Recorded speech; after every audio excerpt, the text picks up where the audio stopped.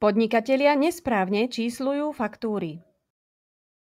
Faktúry sa najčastejšie číslujú chronologicky, podľa dátumu vystavenia. To znamená, že ako ich za sebou vystavujete, tak ich aj za sebou číslujete.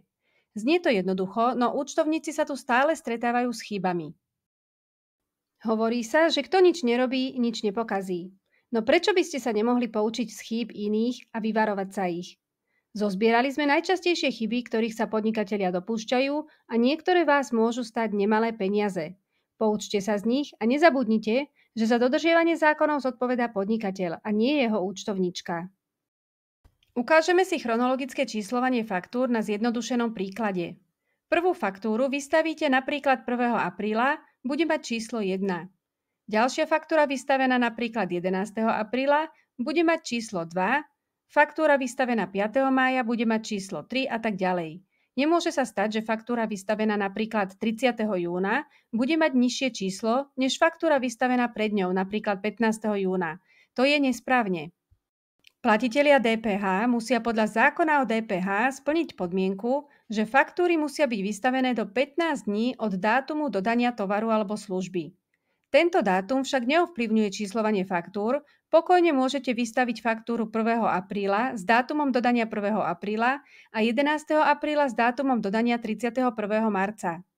To nevadí, dodržali ste podmienku vystaviť faktúru do 15 dní od dodania a tiež chronologické číslovanie. Ďalšie faktúry môžu byť vystavené napríklad 5. mája s dátumom dodania tiež 5. mája, potom 15. júna s dátumom dodania 31. mája a 30. júna s dátumom dodania 30. júna a tak ďalej. A ani dátum splatnosti tu nehrá žiadnu rolu. Dôležitý je dátum vystavenia. Akú formu číslovania si zvolíte, je na vás.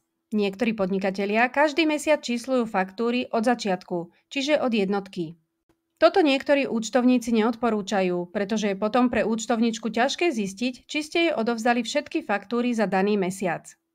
Ak by ste mali faktúry číslované za sebou od začiatku až po koniec roka, účtovníčka ľahko zistí, že je nejaké číslo vynechané, respektíve, či jej nejaká faktúra chýba. Číslovanie faktúr samozrejme prispôsobte vášmu podnikaniu, aby vyhovovalo vám. No ak ich náhodou vystavujete viacero naraz v jeden deň, nepomýlte sa. Je dôležité, aby ich čísla nasledovali za sebou tak, ako za sebou nasleduje ich dátum vystavenia. Daňový úrad je na to v úvodzovkách citlivý a mohol by vám udeliť pokutu. Aké ďalšie chyby podnikatelia robia, sa dozviete v ďalších videách. Sledujte náš kanál a dajte odber, aby vám žiadne video neušlo.